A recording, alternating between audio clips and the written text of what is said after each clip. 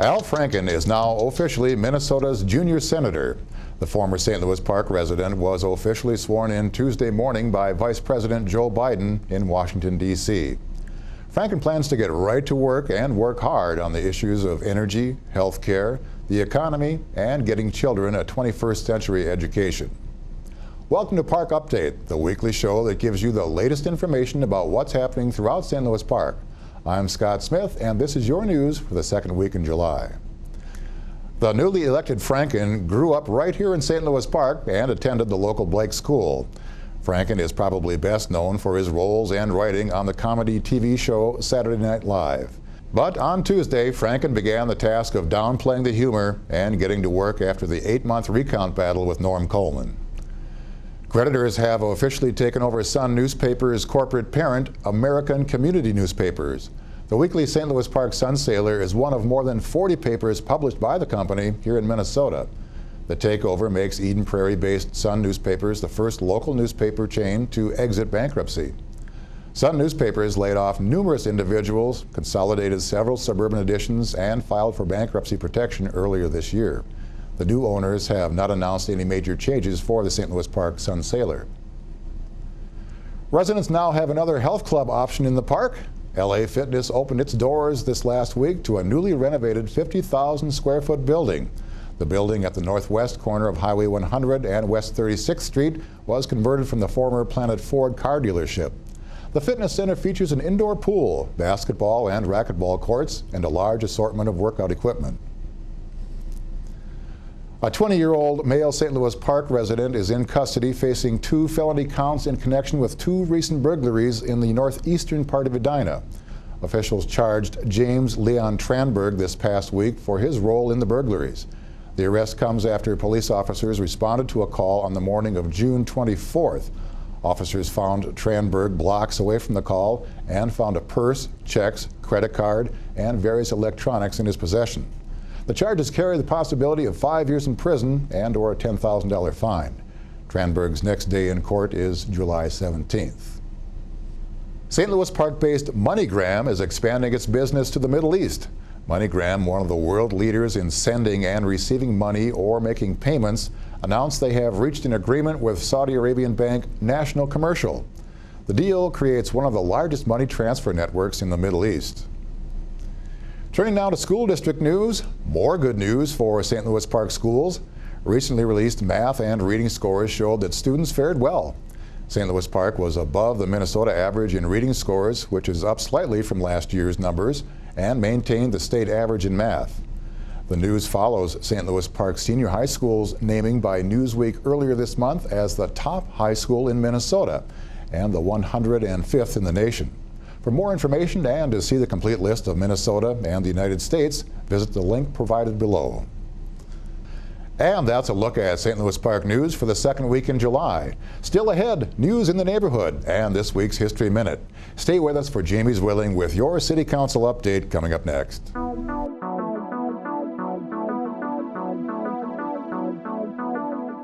Renovation and expansion of the city's municipal service center is expected to begin as early as this month. The City Council accepted bids for the $9.5 million project at its regular meeting earlier this week. The Municipal Service Center, located in the 7300 block of Oxford Street, was built in the 1970s and has a number of deficiencies, including insufficient space for staff and equipment, non-compliance with ADA requirements, and inequities for today's multi-gender workforce. The project will also include much-needed site improvements to comply with current environmental standards.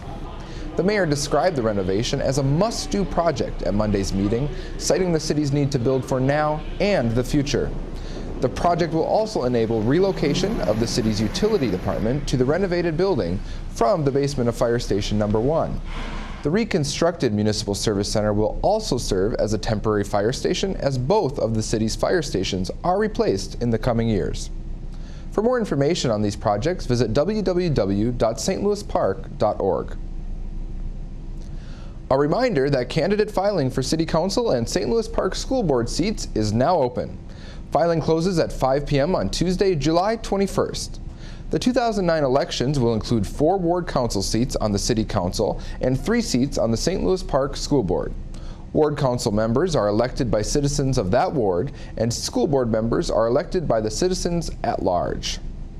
More information on City Council elections, including a complete information packet and filing forms, are available on the City website at www.stlouispark.org or call 952-928-2840.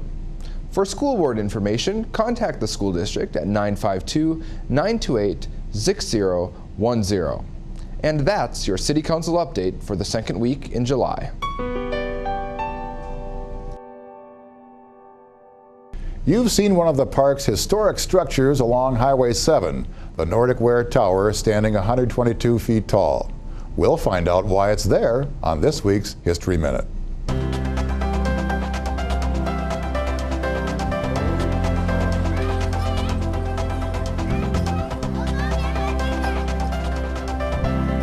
Grain merchant Frank Hutchinson Peavy saw the need to find a better way to store grain.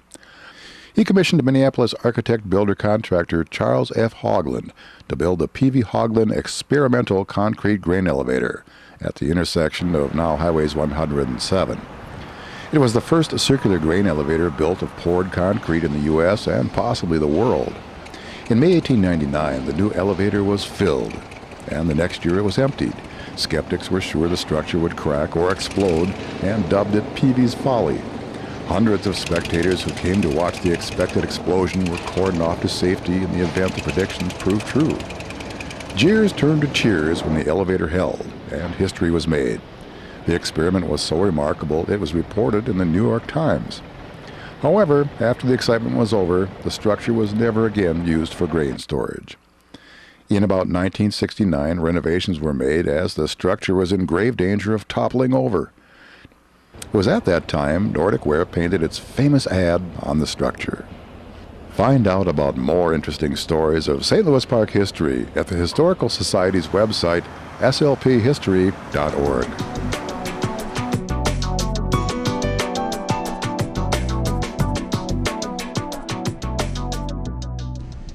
The Beehive is back. Join the City of St. Louis Park on Monday, July 13th at 6 p.m. for the grand opening and ribbon cutting ceremony for the new Lilac Park, formerly Roadside Park.